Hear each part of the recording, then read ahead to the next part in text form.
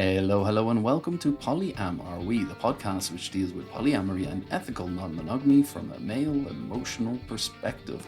This is a very special episode of PolyAmAreWe because this is PolyAm-OurWay. In studio, I have my beautiful wife, who I've talked about a few times, Nash. Say hello. Hello.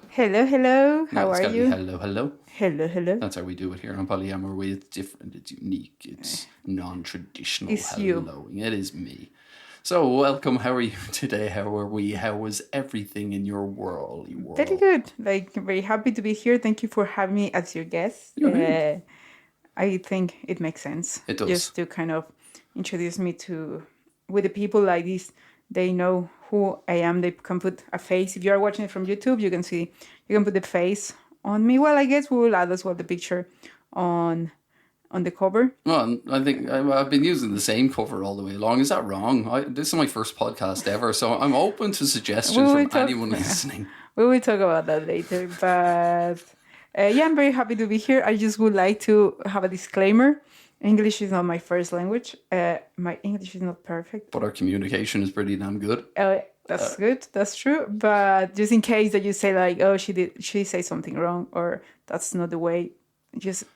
Sorry for that. You don't have to worry. We don't judge on this podcast. We're open. We're anyway, open-minded. I'd like to give that disclaimer just in case that somebody feel kind of... Well, I knew it. You can guess from my accent that English is not my first language anyway. So give us a bit of a background then on you, because I've just went like broad strokes on us so far, a few experiences, but what is you? What makes you you? And what, in your perspective, what prompted you into wanting to open up our relationship? Because I know like it was a mutual decision. That I know what I've told people so far and what I know in my own self, that I feel I was always kind of questioning the whole one person for one person. And as I mentioned, I've said it to you before, like I was asking my mother this when I was a kid. I remember going, why is there just one person for one person? Why is that a thing? Yeah, no, I think so. Like for me, my upbringing was really was not religious, because my family was like never that religious, but more close-minded. Like I was coming from I'm coming from a small town in Mexico, so everybody kind of, you follow this idea of the religion even if you don't practice it that much. I was in a Catholic school and having always the same friends with the same mentality. So for me, it was kind of I was very close in that way. Then I always have these ideas, of when I grow up, when I get married, have kids. My idea was I will get married when I'm 22, have kids. I will study culinary arts, because that way I can know what to cook for my husband every day. Just another disclaimer, Mexico is still a very conservative, patriarchy-driven kind of society. Especially in the small towns. Like in big cities, I think it will be changing, but the small towns definitely still kind of some traits of that. But it was, that was my upbringing. Yes, I remember that was my ideal. So like, I will get married when I am 22. I will have kids. I will study culinary arts to cook for my husband and stay at home mom. And the universe was just laughing at me. Do all the traditional things. Exactly. That's everything I knew, and that's everything. I never questioned myself if that was what I wanted to do or not. I just follow it because it's in this idea of romantic love, what we have been taught since Disney, like princess. That's how we believe that is love, and I will be addressing maybe that more ahead about this mentality and where it comes from the women perspective. I know this podcast is about the male perspective, but I think so it's important as well to address this, how the mentality about it. Oh, absolutely. And that's why I would want female guests on, especially if they're in polyamorous or long-term ethical non-monogamous relationships, to talk about how it's necessarily affected their relationship or affected any changes they've seen emotionally in their partner, especially if it's a male partner. Because growing up, men, we're generally taught, if you grew up in the 90s or 2000s like me, men don't cry. Yes, that's other myth, other limited belief as well. You may hear Nash speak about limited beliefs a lot, or the universe, or karma, or balance, or astrology, or it's Mercury's fault because she's very deep into the whole astrological scene. Well, is that right? I like astrology. I like everything related with spirituality, but I guess that's other topic. If one day you are interested for me to talking about how to mix spirituality with polyamory, I'm happy with that. Interesting. I'm planning on doing an episode on that down the line, where because there's a lot of you've talked in the past about twin flames and things along those lines, and how that ties in then to polyamorous relationships, how it would be easier within this twin flame dynamic in an ethical non-monogamous situation. And it's very interesting, but we won't get deep into that right now, because that is a topic for all other day in itself. That is big. Yeah, no, that's for other day, but yeah, definitely connects a little bit with polyamory. So basically, so I was just going back to this idea about my ideas and just never questioning what I wanted. I think so my first break of the shell was coming to Spain in 2007 to study, and that's when I realized and I started questioning more myself about my beliefs, what I wanted, what I wanted to kind of questioning more, at the end of the day, but still following the same rules. You had a shake-up then, though, because you were saying you came from a very conservative Catholic background in Mexico. Back then you were very kind of, the priest's word is law, and in my town it is, and some people still, like my family was not, but we still kind of like, at the end of the day, the school and everything was, we have to be praying between each classes and stuff like that, so. You had an experience then in Spain, you told me about, that opened your eyes a bit, about purgatory or something, was it? And you were just like, what? I was just like, at the end of the day, it was like in Spain helped me to kind of open a lot more things, like mentally wise, because in Mexico, I remember the mom of a friend was telling me, like, before traveling, that don't forget that if you lose your virginity before sex, as a woman, you lose your value. So I was like, what? Oh my God, I don't want to lose my value, Oh, let's passe. So that's basically where I'm come from, just to you have an idea that this mentality is not just like something that I was always rebel. I was always just thinking that should be this way. It's just when I start questioning myself about if it's something that I really wanted and believe for myself or not. And if it's something that you wanted, that's great. It's nothing against it. At the end of the day, I think so. Love is love, whichever way it works, yeah. The mentality where we are right now as a society is that do whatever you want as long as it makes you happy. Just question it and make sure that it's what you want. So basically, I met you. Like, we get along since the first date really, really well. And basically, we met when I was 22, 23, I think. You were 22, I was 24. Wasn't it? Yeah, no, so was 12 it years ago. 2012? Yeah, so 12 years ago. And I'm 38 now, so to be... I was 26, well, and you were 24. It was like we weren't around that age. In our 20s. I was being very conservative as well all the time up to that point. So basically, we get along very, very well since we met. We never... basically split after that. No, it's been like 12 years we've been side by side, except for when you went to New York for a week to do a course, and I went to visit a friend in Orlando a few years ago. Basically we have been, like, we always get along. We basically get married 2 years after dating, and as well in that time I was a completely different person. We both were. We both were. Like, I was, like, the people that see me in YouTube, hello. Hello. But I will put a picture here. I will say to Karl to put a picture just here. Hopefully he doesn't forget. If you don't see a picture, it's because he forget. You can check it in my Instagram. If not, but I'll put up the wedding picture, or the wedding your picture one from before Alice. and your before and after picture, because exactly. It's very before and very after.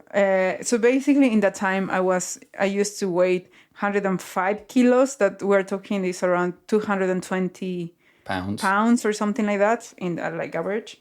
I was like a very big person. I'm not a tall person at all. I am 5'2", that I think is 158. You're a little cutie. Yeah. So yeah, I was like a big girl, but as well, like my character was completely different than what it is right now. So I think so as well. The obesity was kind of affecting a lot my character, and I think so. Then it came a change for me. What happened if I never had any kind of dating life? Because my boyfriend before Karl, like basically we went to 1 or 2 dates, and I just basically as well started going out with him and stopped doing dating at all. Like then when I was younger as well, like I was the chubby girl, I would never did it. So basically, the relationship I had was going basically from 1 or 2 dates and direct to a relationship and just never date. And I never miss it because it's something that I say, well, it's not for me. It's something you never knew, though. Exactly. So if you've never experienced something, what's to miss? Exactly. In some ways, yeah. Except for what you see in, as you said, Disney movies. Exactly. And where's your Prince Charming? Exactly. But I had my Prince Charming at that point, and that's fine. But then after the years start passing by, I think so. Relationships can get to in a level of commodity. That you are very used to the person. You are very used to everything that is. Yeah, because I mean, you can, even though it's completely you don't want to, you can just start taking each other for granted. Without even realizing. Yeah, it's exactly. just like you're always there. It's always going to be status We have quo. a ring now, and it's this belief all the time about once he put a ring on me, that's it. I lock him for the like at least it's a promise that will be forever, and that's the other thing.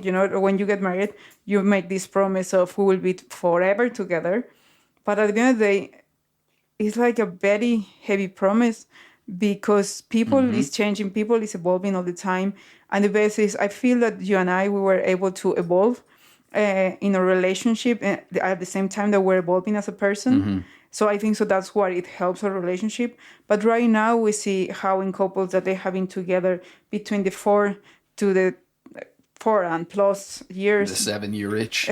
Exactly. They start kind of getting the struggle because they get to this monotony where the falling in love process is kind of like this new energy relationship kind of dies and then continue with the monotony. I think so that's what was happening for us at the end of the day. We were like really in our routine.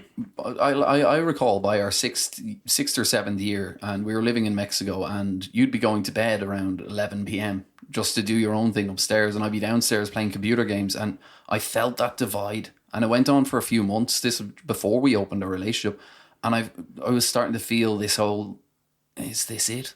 Is this our lives now? And I knew we'd have to have a conversation of some sort because I did feel a wedge between us. And I don't know if you felt the same at that time.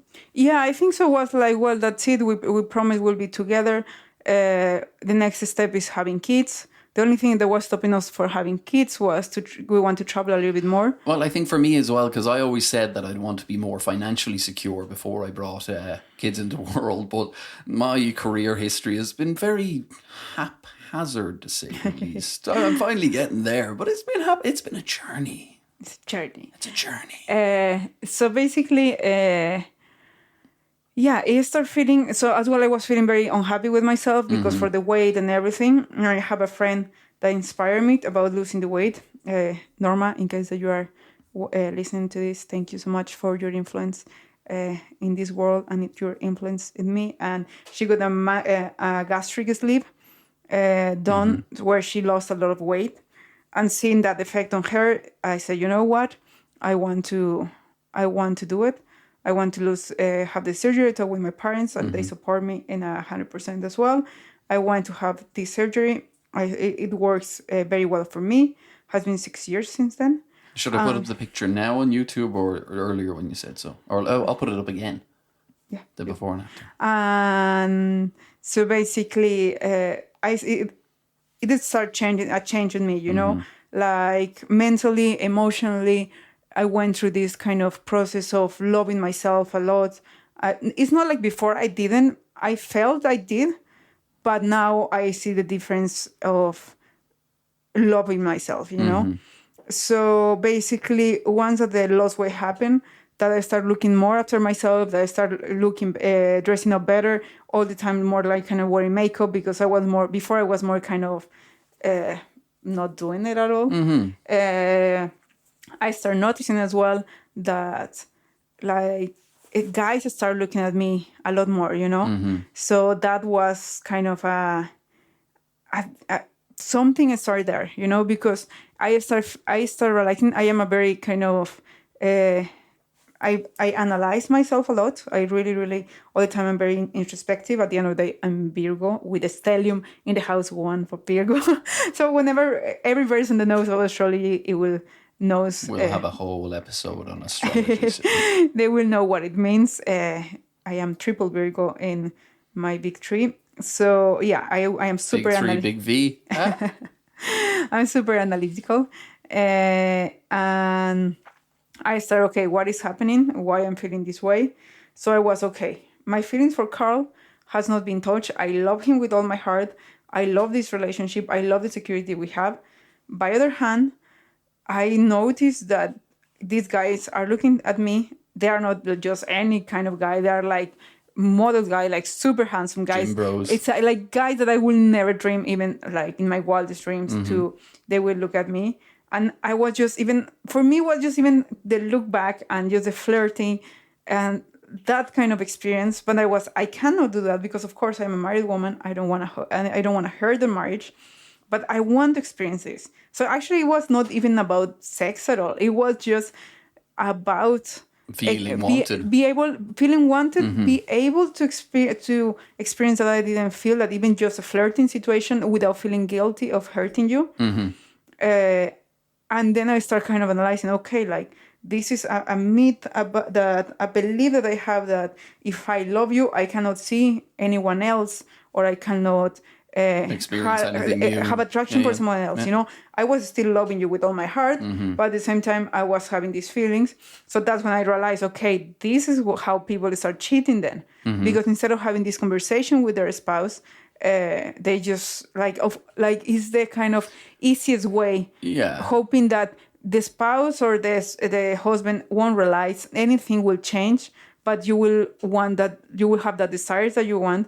Because at the end of the day, for me, I was feeling that if I don't chase as well that feeling that I want to experience, I was going to be betraying myself. Absolutely. And like, as I said in the previous podcast as well, it's one of the biggest, hardest conversations you may ever have, but could also be one of the most rewarding conversations you could ever have with a partner. Let's say one of you feels this way, or both, you never know, but it doesn't really happen too easily in traditional couples, because I think one is always afraid of what the other might say if they broach this conversation, and then losing the person because they have this,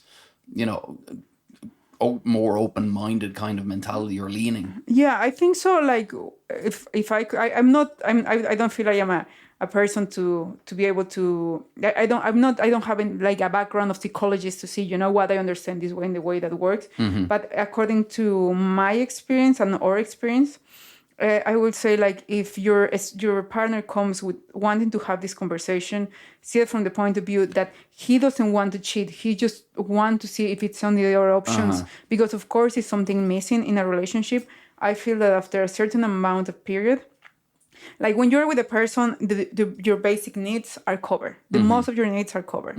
And they are fine for the amount of time. But after a certain amount of time, those needs that has not been covered, they start coming floating to the surface, because all your basic and the most important needs that the other person are covering are there, it's being covered. And sometimes with the time of the year, like, just the tastes are changing, you want to experience something more. So these new needs start coming. And that, I think, so once again, we come back to it's when people start cheating, when the relationship just break. And usually the monogamy just change to a new partner to start kind of experience all these new feelings again.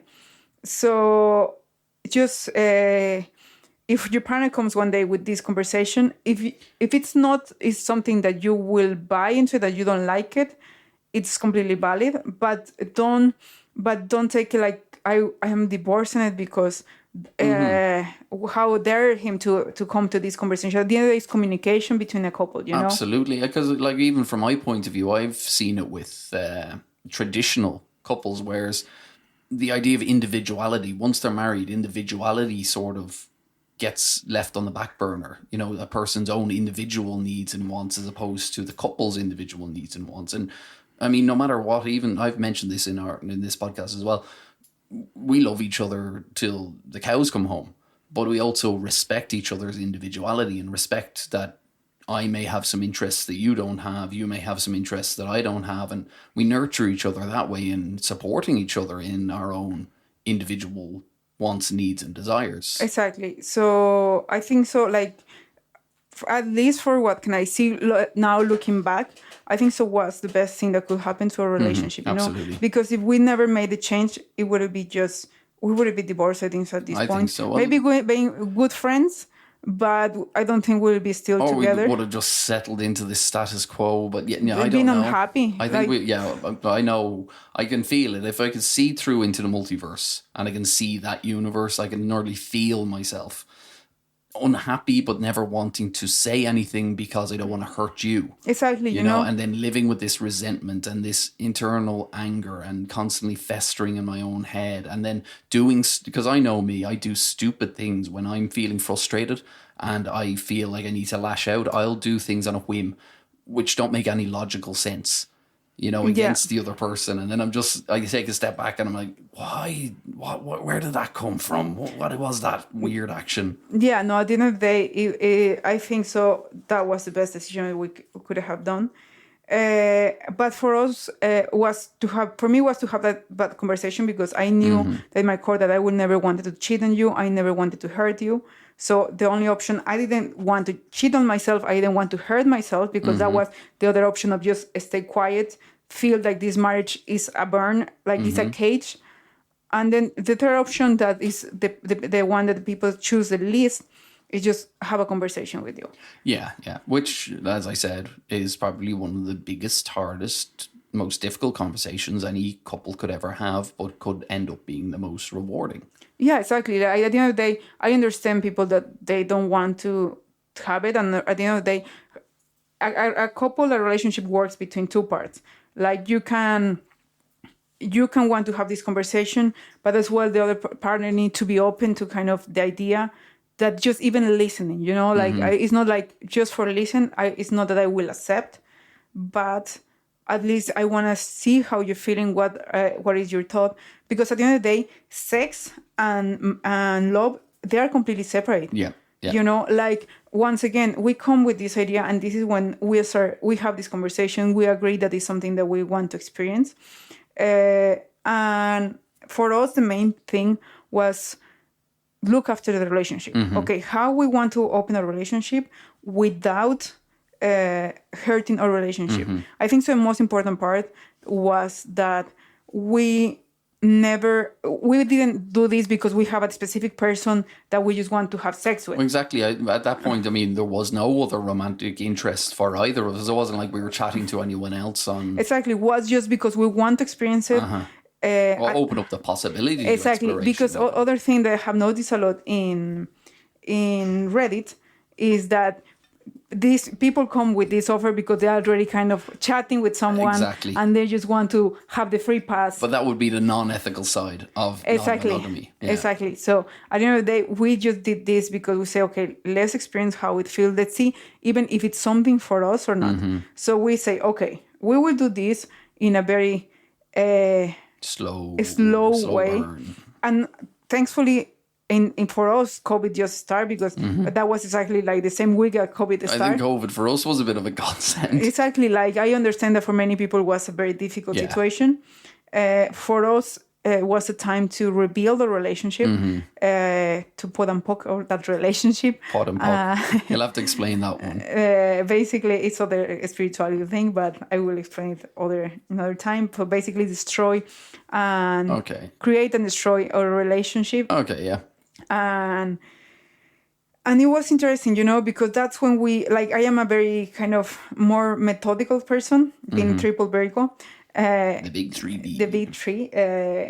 I went directly to, okay, the steps, organization, how we can open a relationship. I gotta just jump in here. Yeah, Nash is probably one of the most analytical, organized, down to every spreadsheet person I have ever met. I mean, I do have stories about when we were backpacking Asia on her budget, and it was great fun. But I really wanted an ice cream some days, but it wasn't in our budget. Yeah, no, I was a very she's very analytical. Yeah.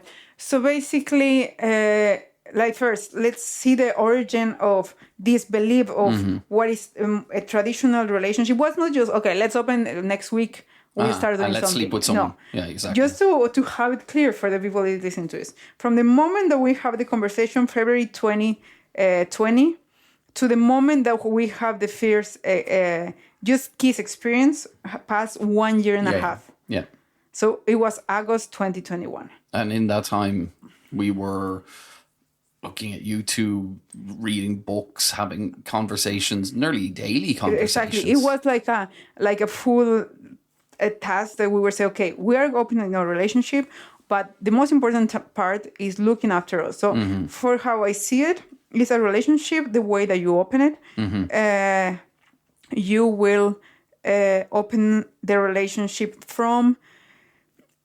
You open it and you put the spotlight in the roots of your relationship, in the basement, and in the structure of your house. Let's say the foundation. The foundation. So basically, if your foundation of your relationship is weak, the relationship will fail. So what we had to do was put that spotlight, see where all the cracks was in a relationship, and start healing all those cracks before opening a relationship. Yeah. I think so. That was the key for a relationship become stronger. Absolutely, yeah. Because we went and see, okay, we're having problems of communication. We're having problems of how to solve conflict. We're having problems, like we start checking all the conflicts that we were having in a relationship and start addressing one by one how to do it better. That's why it took us like that long. After that, basically, we start going like the history behind, like I at least I went to the history behind marriage, like how this idea of romantic love, how emotions work. So it was not just something by the surface. We wanted to do that kind of, probably that's why every person that kind of we tell our story, they say like, you have to open a podcast because they are very close about the idea of even polyamory. And the ones that we tell our story, it's like, okay, you know what? I never see it from that perspective. Yeah. I never kind of imagine even from that way. Because as you said earlier on, oftentimes is, there's someone in work I fancy, so I'll have this conversation so I can ask this person in work out and see how it works out, which could, I'm not saying it definitely will, but could end in complete nuking your whole life. Yes, exactly. So at the end of the day, like I went and checked at least all these limited beliefs that we grow as a woman, because men and women, we have a very different formation. Us as a women, since we are kids, we start with the idea of like putting by TV cartoons. Like right now it's changing, but all this that your Prince Charming will come and save you from whatever situation you have. So your ideal and your main thing is you have to find your prince. If you don't find your prince, that's your goal in life. When for guys, they have this idea of your goal in life is provide. So you have to be successful in your career. You have to be successful in whatever way you want to do money. And then the second thing will be your wife.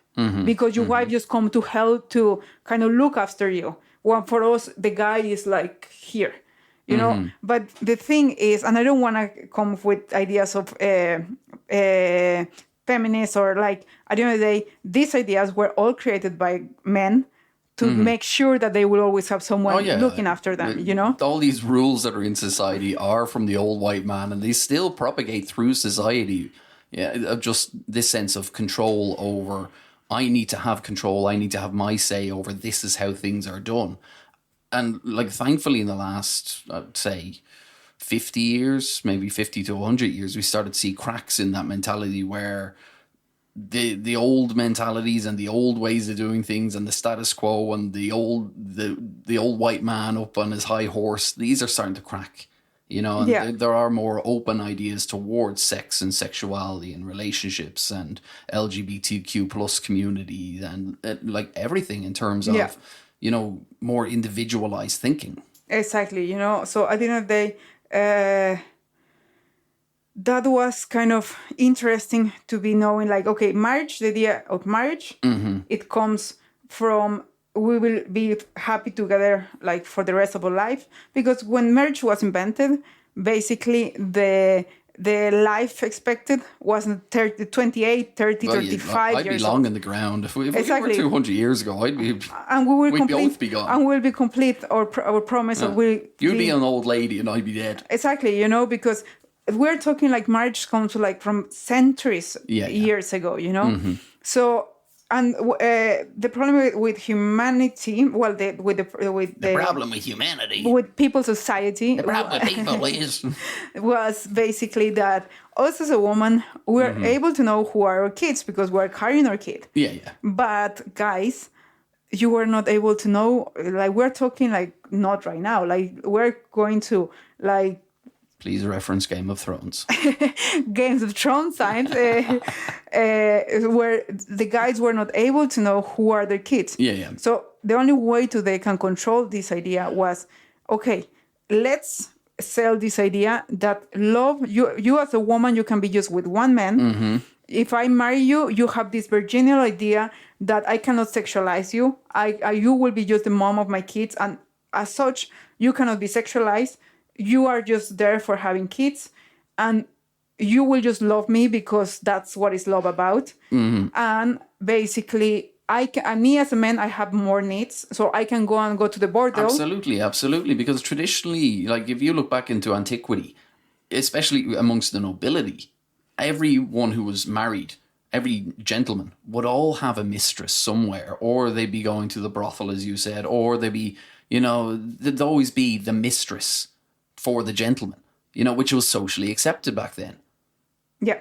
And it's just one of those things. Now, I think in the last 100 years or so, marriage itself as an institution has become a lot tighter as man and woman, and this idea of, you don't have people with mistresses traditionally anymore, but affairs still happen. Yeah. So basically, definitely, like, it still happen.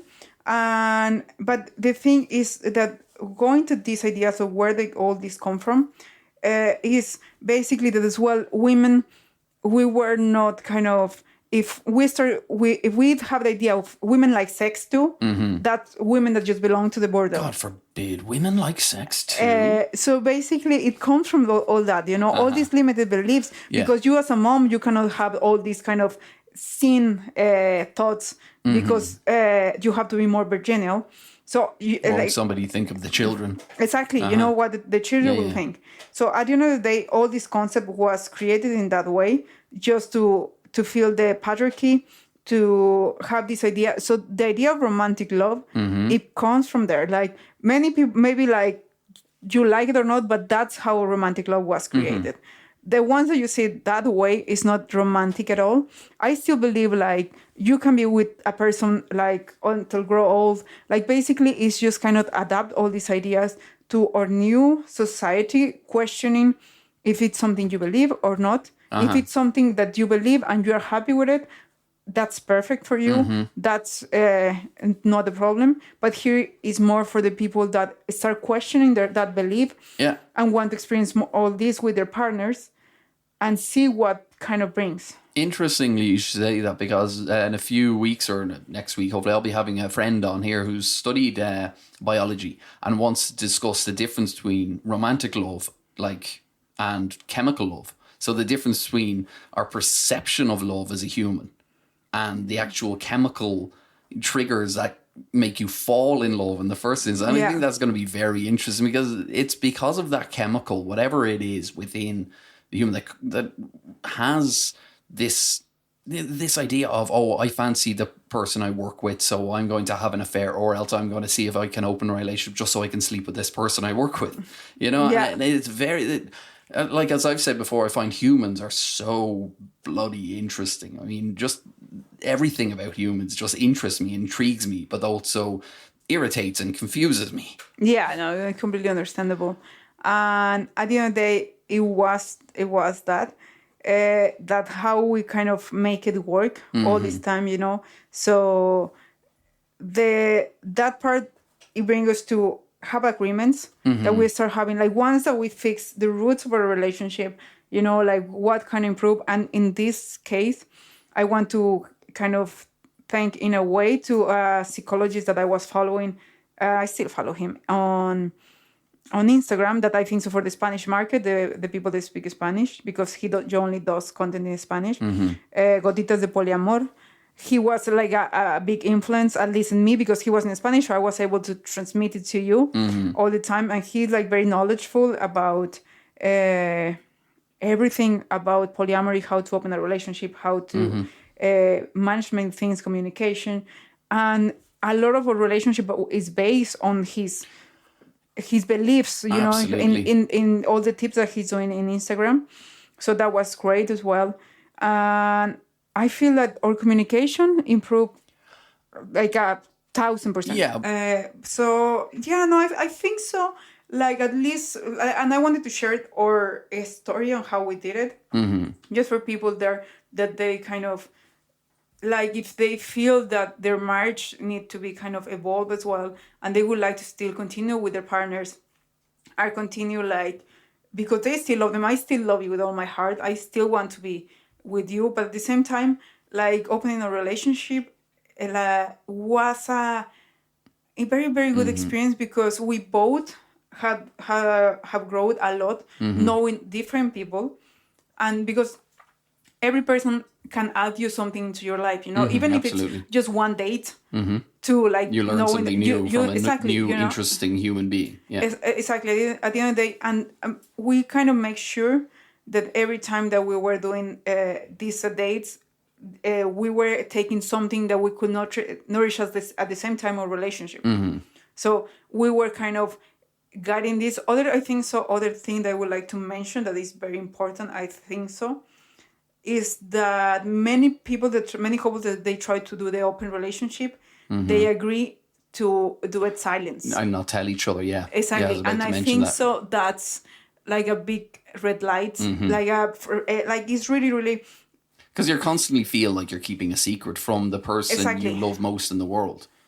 That one, you have to lie, because at the end of the day, your partner will question you, like, what you doing today, where are you going, and out with a friend. Exactly. And if you both agree, okay, we won't tell each other for don't hurt us, at the end of the day, you will end up lying. You will end up breaking one agreement, or you will have to say the truth, or you will have to kind of lie. So at the end of the day, it always ended up kind of very messy. And the other person start getting kind of these ideas of jealousy of what is with the other person. Like, it gets a lot of insecurity. So I feel that if you're not ready to know what your partner is doing, take a little bit more time and go as well, because we had to do a lot of healing ourselves as well to be able to open a relationship. Like many people say, like, you don't feel jealous. Yeah, of course you feel jealous if you are a human. Like, jealousy is part of the human experience. So absolutely. But it comes to the matter of you have to learn new skills when you open a relationship. Yeah. So new skills like communicate more effectively, learn to ask your needs, be open to solve conflict. I don't know. It's the at least the main ones that come to my mind. Yeah, like the big one for me that I mentioned in another, I think it will be episode 3. This will just be a special episode, but episode 3 I look into jealousies and all that, and I discuss how flipping jealousy into something called compersion can be of great benefit. So instead of feeling angry over your partner out having a good time with someone else, you feel the joy for them living their life to the full and knowing they're out having an amazing experience. So you're feeling that joy for your partner rather than feeling that jealousy over your partner giving affection to someone else. And like, it's served me well so far. At the end of the day, we have to understand jealous, like Jaime would say in the psychology I was telling you about, jealousy are friends, not enemies. So basically, is when you have jealous. See, and the way that works for me is, okay, I'm feeling jealous. Where this feeling is coming from, what it's trying to tell me, because at the end of the day, like all the emotions that we have in our body, every single one of them are there for a reason. And they come to show us something. Like if it's anger, it's because somebody is trespassing our boundaries. If it's sadness, it's because it's something, a need that is not being covered. If it's joy, but like every single emotion is there. In the case of jealousy, it's a fear of losing something. Or the fear of inadequacy. Exactly. If first things change, it's a fear there. So basically, like the way that I manage it is when I feel jealousy, I go deep inside me, say, okay, where the jealousies come from? If it's just because of me, because, for example, you are not giving me attention. In that case, it's okay. I need attention, so I can just go with you and say, Karl, I need a little bit more attention. I get that 100% because cards on the table, and this is me being open, vulnerable, and honest, is like I'd suffer from a thing called imposter syndrome, where often enough I feel like I'm not good enough, that I compare myself to others and feel like I'm not good enough in compared to this, and this. Yeah, so in those moments when I'm feeling that imposter syndrome, and you're out on a date, let's say, that jealousy can come up with me until I have to just take a step back and remind myself why we're doing this, that I appreciate your individuality, that I'm happy for you out having a great time. And once I'm there, I settle in myself, and then I'm like, great, I've got, the place to myself. I can watch whatever movie I want because, I have that space just to do whatever I feel, or do some meditation or work on myself. Yeah, I think so. Always at the beginning, it takes this practice at the end of the day, like everything. But the important part is always be open and open to listen and open to ask. Because that's when it comes to give and receive. Exactly, to come the part of to understand what is the need you're having. Like you're feeling fear of the person doesn't love you anymore. You're having fear of things change. All those feelings are completely valid, and they will happen when you open a relationship. So here, the most important part is be able to have the reassurance from your partner. That's one of the other keys, I think, so that will be important. And make agreements. Other of the things that Jaime say all the time, if you make a rule, you are trusting. It's like he was making an example of a dog. If you have to put a chain to a dog to don't bite you, it's because you are trusting more in the chain and not in the dog. That's interesting. So I like that one. Because at the end of the day, you don't trust that the dog won't bite you. You are trusting that the chain won't break. Will prevent the dog. Exactly. So that's why rules are like hard, because you are putting a chain. A rule is the equal of a chain. You are not trusting in the person. You are trusting that the rule will keep everything safe. Okay. When you make an agreement, you are coming from a more vulnerable place, always understanding that agreements can change. You can agree to something now, and maybe if it doesn't work, always be open to say, you know what, we need to renegotiate this agreement because it's not working. Yeah, absolutely, 100%. When it's agreement, it's both kind of agreeing to something. So I think so that's the other part, the other important part. And it's completely valid to have this fear of, what happened if my partner fall in love with other person. Absolutely. That's all one of the other fears. And the truth is, it can happen. Yeah. Yep. Definitely it can happen. I have been there. I don't know if you have been there. Like having emotion for other person, because we're humans. We are emotional persons, At the end of the day, we care for other people, and we have the capacity to love more people, to have feelings for other people. Not necessarily has to be love, because at the end of the day, like think about a relationship with your sisters or your relationship with your best friend. Every friend, like let's say you have 3 friends, but every friend you care for each one of them completely different levels, because the experience that you have with each friend is in a completely different level. One will be maybe your best friend for parties. The other one will be your confidant. One will be almost everything, but they still kind of doesn't like to parties. You have like this kind of different... Well, that's the same in relationships. Looking for that one person to fill in all of these big... Yeah, imagine if they tell you can just have one friend and that's it. Exactly, You're not allowed to have more and friends. That one friend has to cover your everything, your every need as a friend. I have to be there forever. You could never ask that of anyone, and you would never ask that of a partner. Like, I could never ask that of you. I know that. I know, because we have to as well. It comes to the part that we have to care for to fulfill us as well ourselves. So self-care once again, looking after yourself and appreciating each other's individuality. Exactly, So at the end of the day, it's just when you open a relationship, is breaking the box. The beliefs that we have been growing since, that it comes like generation after generation. So it's not something easy. That's why I feel that the time that we took to open a relationship was the necessary time to open a relationship. Yeah. So would you suggest anyone planning on having this conversation with a partner, just go easy, take it slow, don't go in with any expectations of what will happen if they have this conversation? You know what? Take this podcast, show it to your partner and say, what do you think about that? And we save you a lot of Okay, so talking about partners, right? And this is from the male emotional perspective. So let's turn me into an emotional male. So since opening our relationship, what changes have you seen within me or within my role or my own attitude towards our relationship? Well, I think so. And I think so this applies for both. We both need to work in our securities. Because at the end of the day, remember that we have this conversation about, okay, we agree that we'll be forever together. That was a promise when we married. To love, honor, and obey. Wife, woman. But basically, that promise doesn't align with us anymore. Yeah. We want to be together until we want to be together. So basically, what this did was both knowing that this relationship is not secure. It's not secure in the way that, I don't know if you will be with me in 5 years, 10 years, just because we have a ring.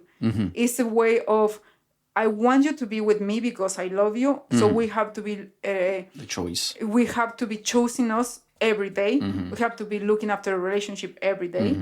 And we have to be working in ourselves so we don't give each other for granted. Because in the moment that you want to leave, you can leave because I won't be stopping you. I don't want you be with me just because we are married.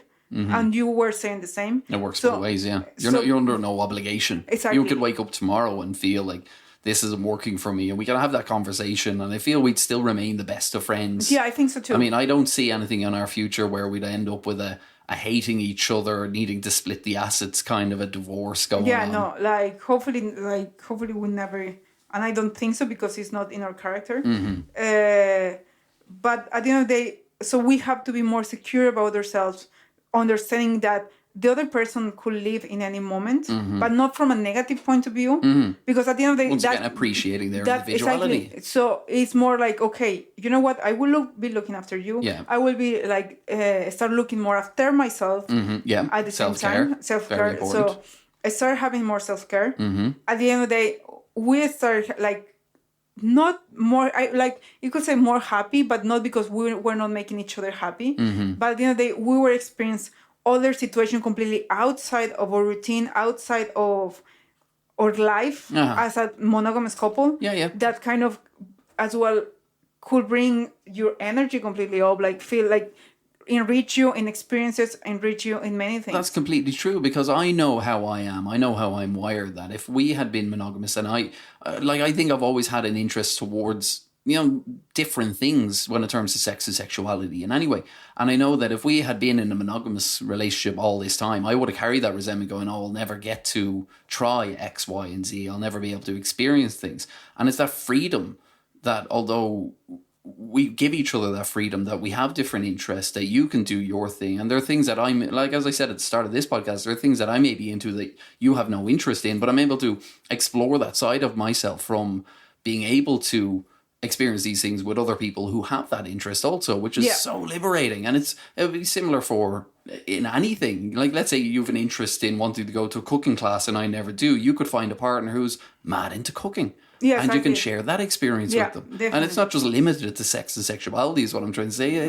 It's open to so many things. And so every person is such a mix of emotions. You're a different person from one day to the next. I know I'm a different person than I was last week, perhaps even yesterday. Yeah. And I will be a very different person in 1 year, 5 years, and 10 years from now, as I hope you will be. And I hope we grow together that way, because if you're not growing, you may as well be dead.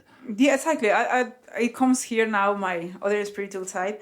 At the end of the day, like I love past lives. You know, I'm like a big believer of past lives, and I have been studying it a lot. I have done courses on past life therapy, regressions, and I love that. So in any moment you want a therapy, let me know.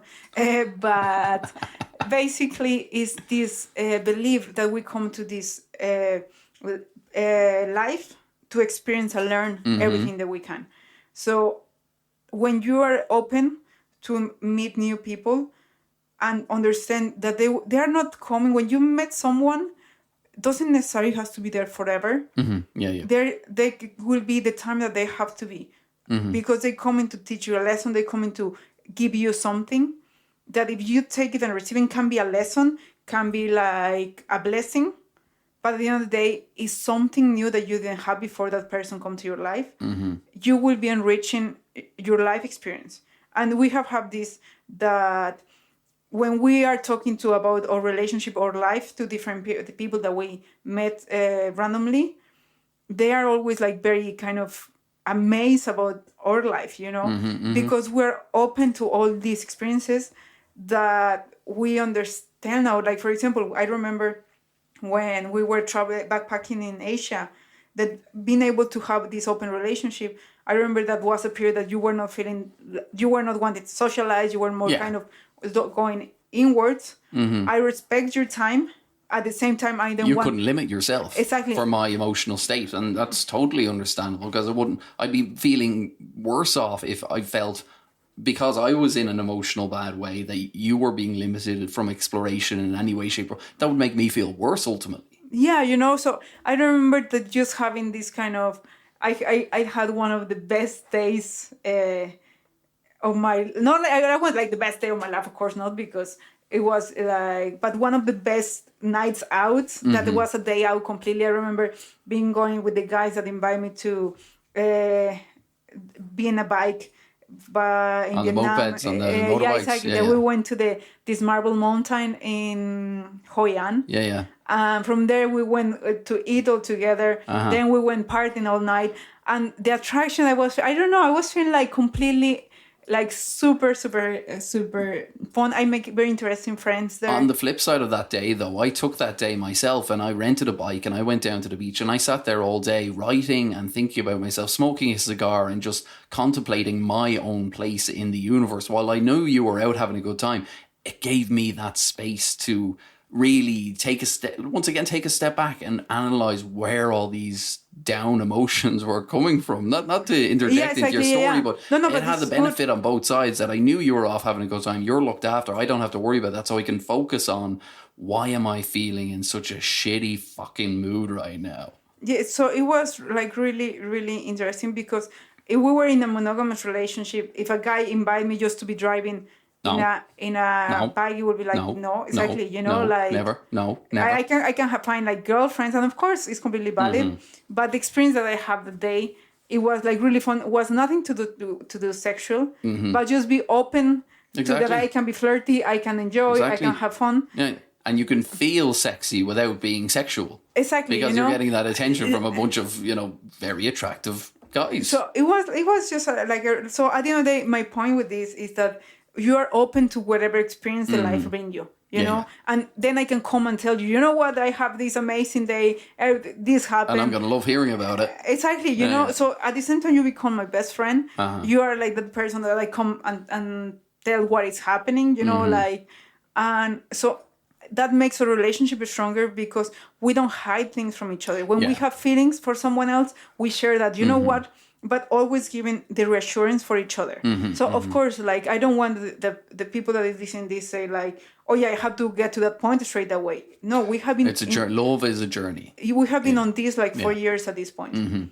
So this is the steps that we have been given every time to be open in our relationship. Absolutely. You know, and for example, when I'm listening to stories in Reddit, or I read the stories in Reddit, I can see from our point of view what they are doing wrong. You know. Because it's like when you look at the "Am I the asshole" story? Stuff like that. You know, they're so good. That is like, I understand the point of why they wanted to do it.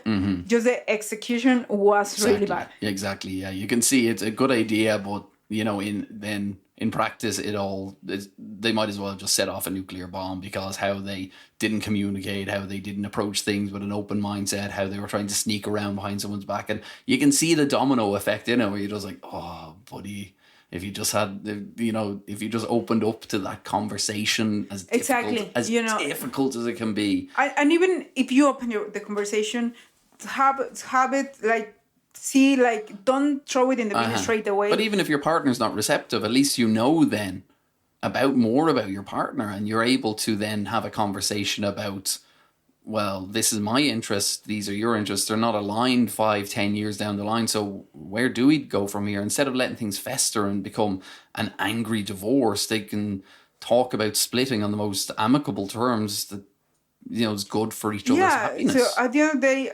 like, the anarchy of relationships, relationship anarchy. I like it because it's basically create a relationship based on your needs, not taking the traditional monogamous relationship and just put it on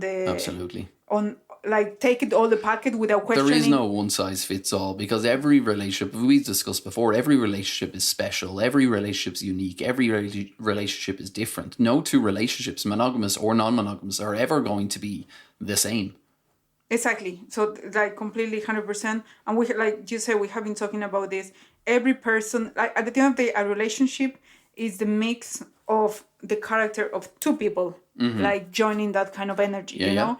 So you and I, this relationship, you will never be able to imitate it in someone else, and I will never be able to imitate it. Exactly. Because we are unique. But you can show parts of your personality in this relationship that you necessarily can't show with others, or it's not even needed to be shown, because it's not part of that dynamic. Yeah, because you bring on me certain things that maybe other person won't bring. Will bring completely different parts that even I didn't know about myself. Like we were saying about the cooking class earlier, the partner who enjoys cooking, that you can enjoy that side of your personality, that you cannot enjoy that side of your personality with me. Exactly. At the end of the day, it's like, and then you can agree to have any type of relationship you want. If you want just swingers, totally fine. If you want polyamory, that is like be open more to relationship, totally fine. If you want more completely anarchy relationship and create 100% your relationship from the start, as long as there's communication and consent.